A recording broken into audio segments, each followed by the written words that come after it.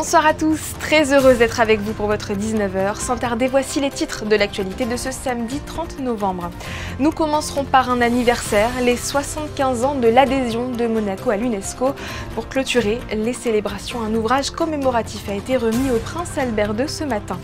Le souverain qui revient de déplacement et que vous entendrez dans ce journal dans le cadre de la compétition de rugby à 7 Emirates Dubai Sevens sur le parcours des Impies. Nous parlerons entrepreneuriat avec le visage emblématique de l'émission à succès Qui veut être mon associé. Éric Larchevêque participe à une nouvelle rencontre organisée par la Jeune Chambre économique et sera notre invité. Et puis dans la chronique des US, nous reviendrons sur le traditionnel Thanksgiving chez Rampoldi New York, ouvert il y a un an. Mais avant, nous irons à la rencontre des sœurs de route. Juliette et Sarah font partie de l'équipage monégasque engagé dans la folle aventure du rallye des gazelles. Les célébrations avaient été lancées avec une représentation de l'Orchestre Philharmonique de Monte-Carlo en février dernier. Et bien c'est aujourd'hui qu'elles se sont clôturées au Palais Princier avec le dévoilement d'un livre commémoratif. Le prince Albert II en a été le premier lecteur. Page après page, les 75 ans de l'adhésion de Monaco à l'UNESCO sont retracés, comme nous l'explique Marie Monet-Blanc et Jean-Alexandre Dordet.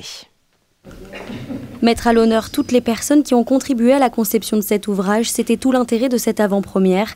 Les deux auteurs de leur côté se sont partagés un véritable travail de recherche. D'un point de vue historique, c'était passionnant, d'une part par la diversité des sources, puisque cela nous a permis d'explorer des fonds d'archives multiples et différents. Bien évidemment les archives ici à Monaco, que nous connaissons, les archives du palais, les archives du gouvernement, le SCADA, et également les archives de la mairie, la médiathèque, mais aussi le très riche fonds de l'UNESCO, les archives de l'UNESCO qui ont une dizaine de cartons et de dossiers concernant la principauté et son rôle à l'UNESCO. Et donc il a fallu explorer, fouiller, chercher, trouver parfois des pépites. C'était aussi de montrer à tout le monde le travail de l'UNESCO, qui parfois se réduit simplement à quelques sites. Et là on voit vraiment le travail au quotidien dans le monde entier. Donc c'est aussi un ouvrage qui a une visée pédagogique. L'histoire entre cette organisation et la principauté dure depuis maintenant 75 ans et les projets continuent. Il y a des pistes de réflexion à l'heure actuelle sur l'avenir dans certains domaines, notamment en matière d'éthique, d'intelligence artificielle, d'éthique sur les neurosciences également. Et à terme, il y a des travaux en cours de réflexion sur la santé mentale pour les enfants et les adolescents dans l'univers numérique. Donc ce sont des grands thèmes sur lesquels la société a à se pencher et pour lesquels effectivement les pays ont besoin d'avoir des lignes directrices. Le prochain rendez-vous est donné, ce sera dans 25 ans pour célébrer le 100e anniversaire de cette adhésion. Je vous le disais en titre, le prince Albert II s'est rendu sur le site de l'Emirates Dubai Sevens où a débuté aujourd'hui le tournoi international de rugby à 7 et où sont engagées deux équipes des Monaco Impies. Le souverain a souhaité soutenir les deux formations qui portent haut les couleurs de la principauté comme il l'avait fait l'an dernier. Je vous propose de l'écouter au micro d'Émilie Rousseau. Je leur souhaite beaucoup de succès pour ce tournoi qui est vraiment un très grand tournoi vous avez vu, c'est un vrai événement avec plusieurs autres activités, plusieurs autres sports, mais avec vraiment de très belles équipes et de très grands champions qui participent à ce tournoi. Et le fait que nous ayons une représentation aussi chez les jeunes, puisqu'il y avait deux équipes de jeunes aussi qui participent.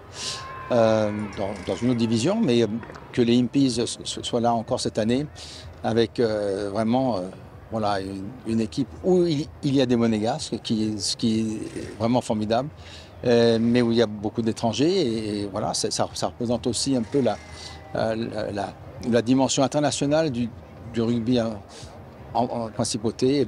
Voilà, et grâce aux efforts de tout le monde et de mon beau-frère Gareth Whitstock qui mène ce projet depuis plusieurs années maintenant. Je leur souhaite vraiment de très bien figurer et pourquoi pas de rêver à une place en finale. Et il n'y aura malheureusement pas de finale pour les Monaco Impies Développement dont l'aventure s'est arrêtée cet après-midi aux portes des demi-finales. Malgré un beau parcours et l'envie de réussir, cette équipe formée de joueurs de la Fédération monégasque de rugby et de l'AS Monaco Rugby n'ira pas plus loin que les quarts de finale du tournoi. C'est forcément une déception comme le relate Dorian Dantès. Le score ne reflète pas forcément le match. Je pense qu'on a joué une équipe qu'à domicile et ça a beaucoup joué au niveau de l'arbitrage. On nous a sifflé 12 pénalités contre nous, une seule en notre faveur. ça a été compliqué, mais ce que je retiendrai de ça, c'est vraiment le groupe, il a été exceptionnel. Tous les mecs, il n'y en a aucun qui a triché. Ça se voit sur le nombre de blessés qu'on a eu. Il n'y a personne qui s'est échappé et ça fait vachement plaisir de rencontrer des mecs comme ça et d'avoir créé un bon groupe. C'est le début de quelque chose pour les Monaco Impis Développement aussi? Oui, franchement, je pense que oui. Je pense qu'on ne savait pas trop à quoi s'attendre en termes de groupe. On ne connaissait pas forcément les mecs avec qui on jouait, même si on s'entraîne le mercredi. C'est toujours différent de s'entraîner et de jouer à un tournoi. Là, je pense qu'il y a tout le monde qui a joué le jeu. On l'a vu sur le dernier match, tout le monde était très frustré parce qu'on voulait tous rendre à cette fondation, à Gareth, à la princesse Charlène, de tout ce qu'elles font pour nous. Et on voulait vraiment le rendre et tout le monde a joué le jeu, donc c'est vachement sympa. L'équipe première reste sur une victoire et 2 défaites. Il lui reste encore un match demain pour déterminer la suite de sa compétition. À vos marques, prêts, partez. La Société Nautique a lancé ce matin la 19e édition du Challenge Prince Albert II, une compétition d'aviron de mer qui regroupe chaque année les meilleurs rameurs du monde autour d'un objectif, faire gagner son équipe en décrochant la première place au classement général à l'issue du week-end. Un sujet de Gaëtan Lebrun et Massimo Piantoni. Près d'une centaine de rameurs sont présents ce week-end à Monaco pour le 19e Challenge Prince Albert II. Une édition extrêmement relevée cette année avec la présence de nombreux champions olympiques. On retrouve comme chaque année 4 épreuves au total, le simple homme, le simple femme, le double mixte et le 4 mixte, 2 épreuves individuelles et 2 épreuves en équipe, toutes sur une longueur de 4 km en mer. Et pour la première course de la journée, c'est l'Italien Davide Mumolo qui s'est imposé en simple devant Gabriel Soares et remporte à 30 ans son premier titre d'aviron de mer. It was so exciting because the lineup was exceptional with a lot of Olympic champions in it, and it was a tough race. When I saw that I was in front, I was so happy, and that's like a dream. L'épreuve la plus attendue de la journée était le double mixte. C'est la course la plus spectaculaire et qui demande le plus de synchronisation et de travail d'équipe. Et dans cette catégorie reine, c'est la paire portugaise Patricia Batista et Afonso Costa qui se sont imposés à l'issue d'un accrochage avec le bateau de l'équipe locale Quentin et Gaïa, les forçant à abandonner la course au profit des vainqueurs. Dans l'accrochage, j'ai tapé un de leurs taquets du bateau et ça a fragilisé ma pelle en carbone. Et ouais, donc on a pu repartir un petit peu après cet accrochage et j'entendais ma pelle qui craquait et qui montrait de bons signes de faiblesse. Et ça a claqué complètement, donc on a été obligé d'abandonner la course parce qu'au bout de 2 minutes, on était avec 3 avirons sur 4 et on n'arrivait plus à avancer, quoi. Donc. On est vachement déçus parce que ça nous arrive souvent ce genre de problème. Après, c'est l'aviron de mer et on sait qu'on a d'autres équipiers en solo qui sont très très forts et ce qui compte c'est le classement général. Et on sait que là maintenant on n'a pas le choix, il faut qu'on gagne en 4 aujourd'hui et demain. It was really nice. It is our first time here in Monaco, in this race also, so be here winning this race. We arrived yesterday, everything in a rush, but lovely organization, lovely sea, lovely views. Yes, really nice. Les courses reprendront demain matin avec des duels organisés entre les équipes et les rameurs avant la célèbre cérémonie de clôture et de remise des médailles qui se fera en la présence de son Altesse le Prince Albert. La première édition de Monaco Inspire a eu lieu aujourd'hui. Cet événement est organisé sur une journée par la Jeune Chambre économique de Monaco au Méridien. Le concept, rencontrer et apprendre des entrepreneurs chevronnés. Parmi eux, Éric Larchevêque, figure emblématique et médiatique de l'entrepreneuriat en France. Il est avec nous ce soir. Bonsoir Éric Larchevêque. Bonsoir. Vous êtes un des mentors de ce nouveau concept organisé en principauté. Pourquoi avoir accepté d'y participer ? Parce que dès qu'il y a des entrepreneurs, eh bien, j'ai envie d'aller. Tout ce qui permet d'inspirer, d'entreprendre, fait partie des valeurs que j'ai envie de transmettre aujourd'hui. Et en plus, aller à Monaco, franchement, c'est toujours un plaisir. Quelle est la teneur de votre discours auprès des futurs ou jeunes entrepreneurs ? Alors je suis revenu sur mon parcours et ça a été l'occasion de partager un certain nombre de leçons entrepreneuriales, notamment sur comment rebondir face à l'échec, comment en fait devenir une meilleure version de soi-même, notamment en s'ennuyant, ce qui peut être un conseil un petit peu étrange, mais l'ennui est à la base de la créativité, la créativité est à la base du succès. Donc j'ai essayé de partager voilà, un certain nombre de conseils et de retours d'expérience. Est-ce que vous vous adressez à votre audience de la même manière à Paris qu'à Monaco? J'entends par là, est-ce que vous adaptez votre message au territoire si la dynamique est différente? On sait que Monaco a ses particularités par exemple. Alors non, je ne vais pas adapter mon discours en fait à un territoire en particulier parce qu'un entrepreneur se doit d'être dans l'action et dans l'écoute. Et parfois, c'est même mieux s'il ne connaît pas tout à fait la dynamique. Moi, je suis allé entreprendre à l'étranger et parfois, quand on ne sait pas que c'est impossible, eh bien, on le fait. Et arriver dans un nouveau territoire ou changer un petit peu les règles du jeu permet justement à l'entrepreneur de sortir de sa zone de confort. Et donc, pour moi, le message le plus important, c'est d'être à l'écoute, mais pas forcément de savoir exactement ce qui va se passer parce qu'un entrepreneur a besoin de chaos pour justement pouvoir bien se révéler. Quels conseils pouvez-vous donner aux potentiels futurs entrepreneurs pour passer du concept à la réalité? Il y a un seul conseil qui fonctionne, c'est aller dans l'action. Il y a beaucoup d'entrepreneurs qui veulent faire des choses, qui ont des idées, mais une idée n'a aucune valeur, seule son exécution compte. Donc une seule chose à faire, aller dans l'action. Et si on a du mal à aller dans l'action, eh bien il faut se piéger, comme par exemple annoncer à tout le monde qu'on va faire quelque chose, envoyer un email pour annoncer. Et une fois qu'on s'est piégé, qu'on n'a plus le choix, alors on est au pied du mur. Et là, on va faire les choses et à ce moment-là, tout va changer. Ce n'est pas le tout de se lancer. Quel est le secret de la réussite, s'il y en a un? Bien s'entourer? Alors, savoir diriger, c'est savoir s'entourer. Il est essentiel de pouvoir trouver les bonnes personnes.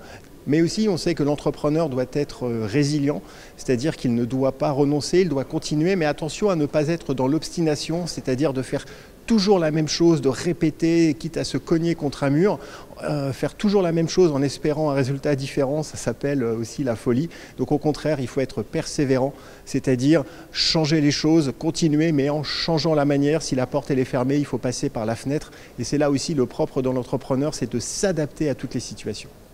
Parmi les obstacles pour un entrepreneur, le syndrome de l'imposteur, vous dites que vous en avez souffert? Oui. Le syndrome de l'imposteur, c'est un élément difficile à vaincre parce que on pense qu'on n'est pas à la hauteur, on se compare en fait aux autres et donc en n'ayant plus confiance à soi-même, on n'a pas la capacité d'avancer. Donc pour vaincre le syndrome de l'imposteur, eh bien déjà il faut commencer par avoir un vrai regard sur soi-même pour dire ok, je sais faire ça, j'ai ça comme compétence. Donc un peu en méthode Coué parce que ça va être important de se faire du bien aussi. Ensuite, il faut arrêter de se comparer aux autres, il faut se comparer à soi-même. Comment est-ce que j'étais il y a 2 ans et voir le progrès en 2 ans, en 5 ans. Se comparer aux autres, ça ne sert à rien. Et puis enfin, le dernier élément qui demande du courage pour sortir du syndrome de l'entrepreneur, eh bien là aussi, c'est de se lancer. On a du mal à parler en public, on pense qu'on est nul. Eh bien, on annonce une grande conférence et là, on n'a plus le choix. On va devoir parler en public et on doit sortir de sa zone de confort. C'est jamais facile, il faut se faire violence, mais c'est le prix à payer pour avancer. Aujourd'hui, vous inspirez les autres, mais qui vous a inspiré à vous? Alors, j'ai commencé à entreprendre en 1996, il n'y avait pas beaucoup de mentors, il n'y avait pas beaucoup en fait, de personnes qui pouvaient inspirer. On avait Bernard Tapie, l'émission Ambition, mais c'était à peu près tout. Donc, en fait, mon inspiration, je pense que je l'ai trouvée principalement dans des livres, de récupérer des conseils. Et j'ai surtout appris en fait, à m'écouter moi, à me faire confiance. Et ça a été un des grands éléments qui m'a permis d'avancer. J'ai eu cette chance de travailler cette confiance en moi qui m'a donné toute liberté de faire ce que j'avais envie de faire. Et finalement, c'est ça le plus important. Vous êtes connu du grand public aussi parce que vous êtes jury dans l'émission Qui veut être mon associé? Est-ce que vous pouvez nous livrer un petit mot sur cette expérience? Alors on vient de terminer le tournage de la 5e saison qui sera diffusée en janvier 2025. Qui veut être mon associé, c'est une émission qui met à l'honneur les entrepreneurs et qui permet de montrer en fait au grand public la manière dont cela fonctionne. Ça permet d'éduquer et de comprendre, rien que le fait de comprendre ce que veut dire de mettre 100 000 € contre 10% d'une entreprise, ça permet de lever le voile. On permet aussi de montrer que tout le monde peut être entrepreneur, c'est-à-dire qu'il n'y a pas de précurseur de l'entrepreneur. Il y a des jeunes, des moins jeunes, de grandes villes, de petites villes. Par contre, évidemment, tout le monde ne peut pas devenir entrepreneur, mais en tout cas, on peut voir que ça peut venir de partout. Et je pense enfin que cela permet de réconcilier, alors là, surtout les Français, avec la notion d'entreprendre, de réussite et de succès, et de sortir des vieux clichés, en fait, qui font que lorsque quelqu'un a réussi, c'est parce que forcément il a volé. Non, on voit que ce sont des personnes qui travaillent très dur pour y arriver. Et donc, je pense que cette émission est vraiment d'utilité publique en cela. Merci infiniment, Éric Larchevêque, d'avoir été avec nous. Merci beaucoup. Recueillir un maximum de dons pour financer la recherche médicale sur les maladies rares, tel est l'objectif du Téléthon qui a commencé hier. Pour faire mieux qu'en 2023, il faudra collecter plus de 92,9 millions d'euros. À Monaco, la mobilisation aura lieu en 2 temps. La première partie se déroulait aujourd'hui sur la promenade Honoré II et à la Maison des Associations, où nous emmènent Christine da Petit-Homel et Massimo Piantoni. La principauté se mobilise une fois encore pour le Téléthon, une cause qui touche tout le monde tant elle est importante. Et cette année, cette édition a une saveur encore plus particulière car la recherche avance à grands pas et les résultats commencent à apparaître. L'objectif est donc, vous l'aurez compris, de recueillir un maximum de dons pour financer la recherche médicale sur les maladies génétiques. C'est le chanteur Mika qui est le parrain de cette 38e édition. La recherche a beaucoup avancé puisque nous arrivons maintenant à guérir des maladies par des thérapies géniques.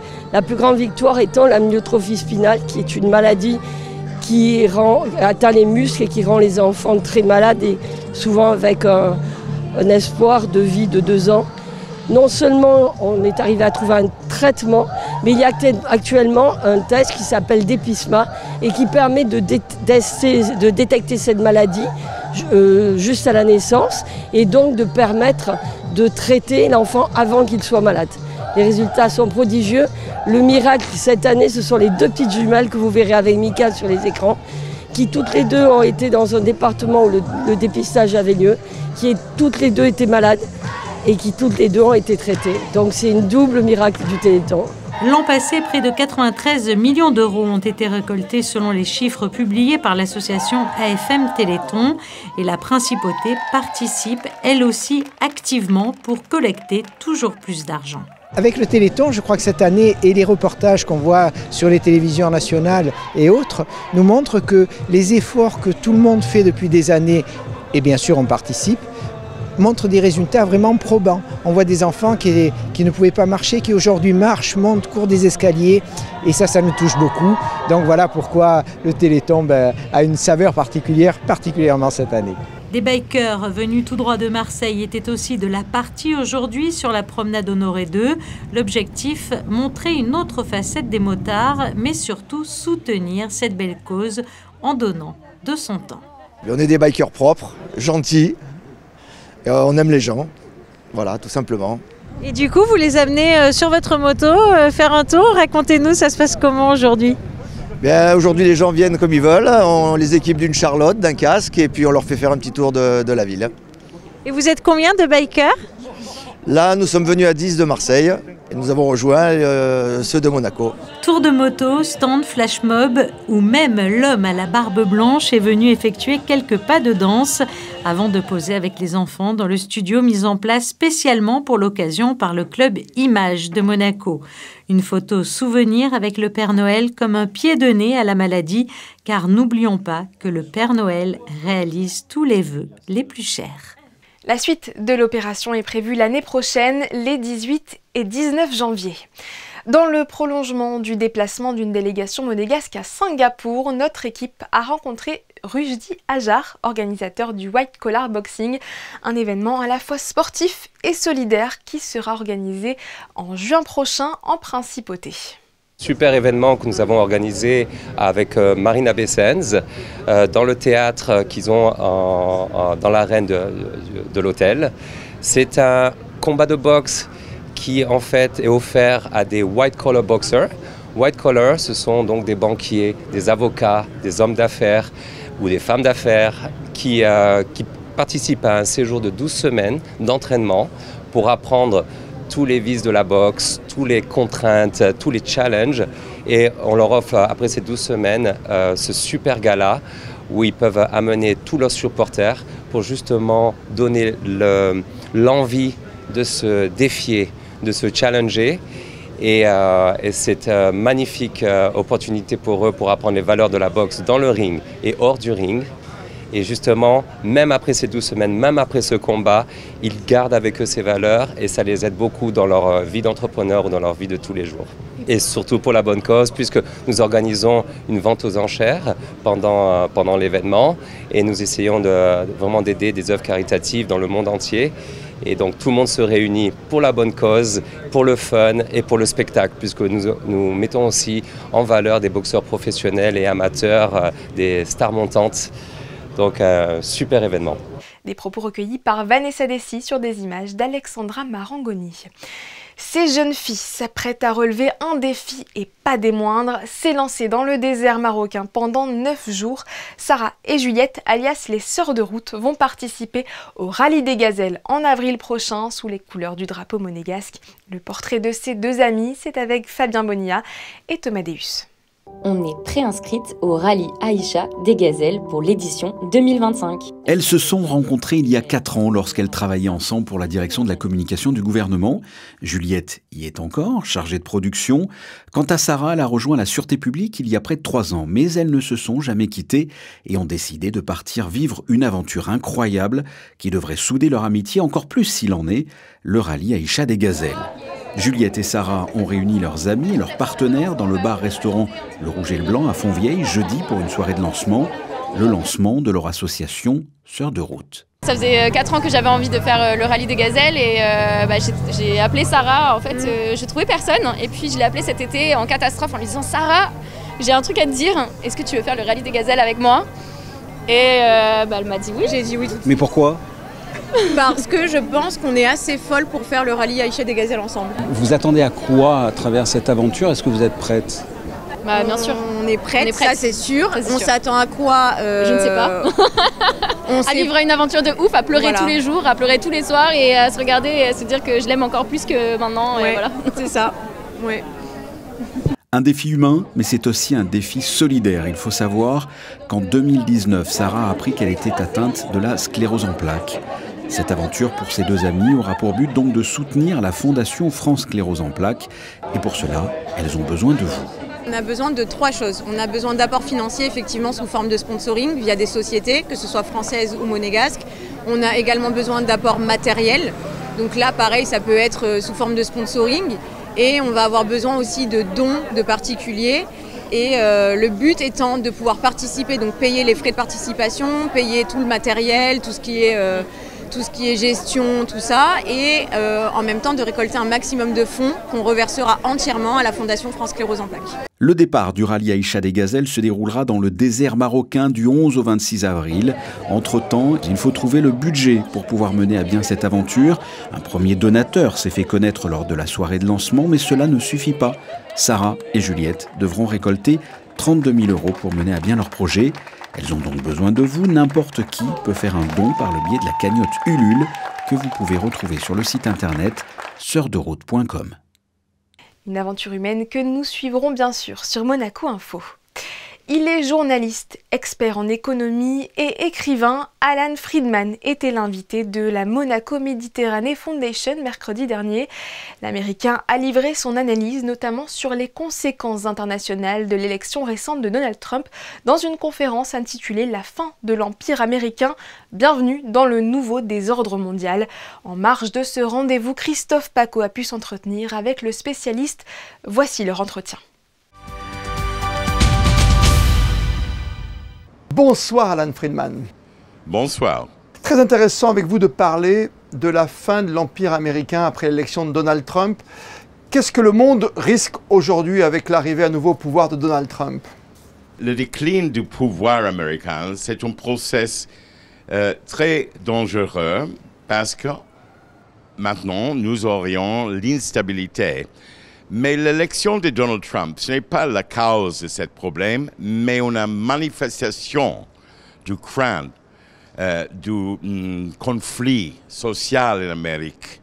Et l'arrivée de Trump avec sa vision anti-européenne, pro-Poutine, anti-NATO, à faveur des tarifs, tout ça, c'est un isolationnisme, une vision pas internationale. Et donc, la vérité est que Trump est un populiste, un peu comme Marine Le Pen pour les non-nations en Allemagne, ou si vous voulez Salvini en Italie, ou Viktor Orban en Hongrie. C'est un type de politicien très nationaliste. C'est votre sentiment ce soir. Et on se dit qu'avec ce qui vient d'arriver au niveau des droits de douane aujourd'hui, on sait qu'on augmente pour la Chine, pour le Canada, pour le Mexique, toujours plus, quasiment 25% pour la douane. La guerre contre la Chine sera plus forte. Avec le Canada, peut-être quelques négociations est possible. Contre l'Europe, j'ai l'impression que Trump n'a pas dit encore rien des menaces vers l'Europe. Et quand il dit, Donald Trump, qu'il peut régler la guerre entre l'Ukraine et la Russie en une journée, en 24 heures, est-ce qu'on peut le croire? Trump a toujours pris la part de Poutine.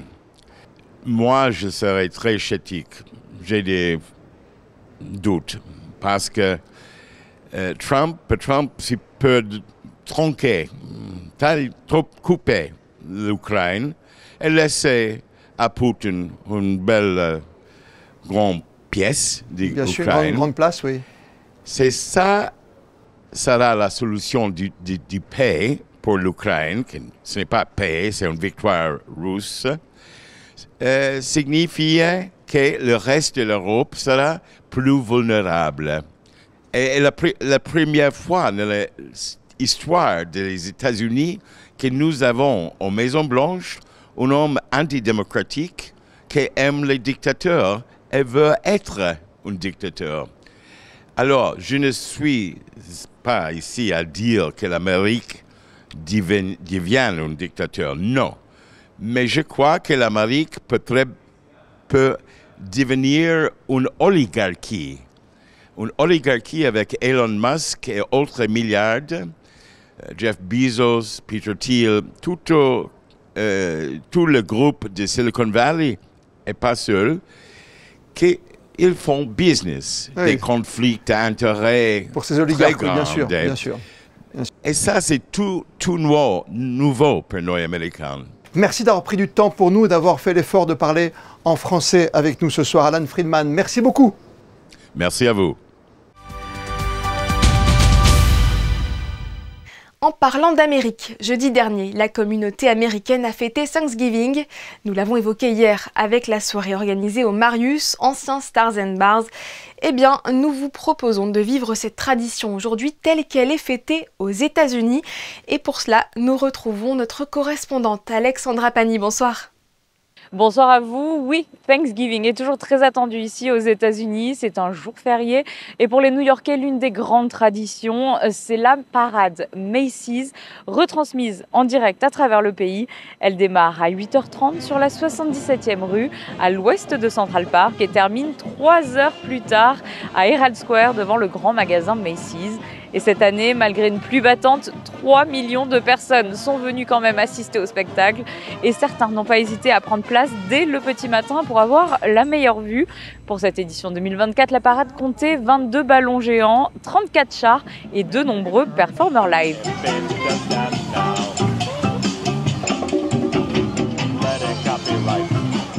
Thanksgiving serait célébré aux États-Unis depuis 1621, lorsque des colons anglais appelés les Pères Pèlerins auraient partagé un repas avec des Amérindiens pour honorer leur excellente récolte et leur survie après un hiver très rude. Aujourd'hui, c'est une journée placée sous le signe de la gratitude et de la reconnaissance que l'on passe en famille ou entre amis autour d'un bon repas. Et pour vous aider à reproduire ce célèbre repas traditionnel, je suis allée demander conseil à la chef Marissa Mazzaro du restaurant Rampoldi New York. On écoute ses précieux conseils pour un repas de fête réussi. Usually it's the turkey, right? Because it's, you know, one of the big animal, right? So it's something to share with everybody because it's a lot of people, a lot of family. That's why. So we're doing a chicken breast and the thighs and the legs. So then for us, we poach the turkey breast and then we confit the turkey legs. I usually like to brine the turkey itself. Brine it overnight, or 12 hours to 24 hours, depending. So it's a cold brine, depending on what flavors you want. So that's the beauty of it, of the brine, is whatever flavors you want the turkey to have. And then after that, if you want like something like this, so we basically, once you take it out of the brine, we put it in the fridge for a little bit, just so the skin dries a little bit. Right, so then by the time, and then this is raw still after you've brined it, and then after that you take it out and then you put it in the oven. So a lot of people put a little bit of butter underneath the skin, inside, and then obviously a lot of herbs, right, inside in the cavity, and then you just baste it. You want to make sure you baste it a lot, so then you get the crispy skin later on. And be careful, obviously, just watching the temperature. Usually it's with cranberry sauce because it's very traditional. Brussels sprouts, which is in season in November and December, during the winter time. And we have some stuffing too, which is for us. We have a chestnut sausage, Italian sausage, and chestnut stuffing. And also we have a potato puree. And then we use the turkey jus from the same, from the bones and everything. We cook that through, and that's going to be the sauce to finish it off. And then that's it. J'espère que cela vous aura mis l'eau à la bouche et vous donnera envie de venir découvrir les traditions de cette fête en personne lors d'un prochain voyage aux États-Unis. Oui Alexandra, on programme ça rapidement. Revenons à Monaco, et cette information s'adresse à toutes celles et ceux qui souhaiteraient acquérir une jolie expérience dans l'événementiel. La direction des affaires culturelles propose aux jeunes de 18 à 30 ans de participer à l'organisation de la 3e édition de la scène ouverte du Fort Antoine en juillet. 4 profils ayant un lien avec la principauté sont recherchés. Si cela vous intéresse, envoyez donc votre candidature à fortantoine@gouv.mc au plus tard le 20 décembre. Quand l'art et la gastronomie se rencontrent, ça donne ça, une exposition baptisée Gourmandise à la table des artistes, dans laquelle les artistes de l'AIAP célèbrent les traditions pâtissières françaises et italiennes, macarons, éclairs, brioches ou tiramisu, zeppole et sfogliatelle, tout en s'inspirant des compositions du peintre Jules Larcher. Pour découvrir cette expérience immersive composée de peinture mais aussi de photographie et de sculpture, rendez-vous à l'AIAP sur le quai Antoine Ier jusqu'au 5 décembre. Attention, c'est déjà ce jeudi. Un coup d'œil sur vos prévisions météo et demain le soleil brillera toute la journée. Les températures varieront de 6 à 13 degrés. Notez enfin que nous fêterons en ce dimanche 1er décembre la Saint-Éloi. C'est la fin de cette édition, merci à tous de l'avoir suivi. On se quitte avec les photos de Manuel Vitali qui nous embarque en pleine mer, aux côtés de l'élite mondiale de l'aviron qui participe en ce moment même au challenge Prince Albert II. Je vous souhaite une excellente soirée et vous dis à demain pour un nouveau rendez-vous avec l'info.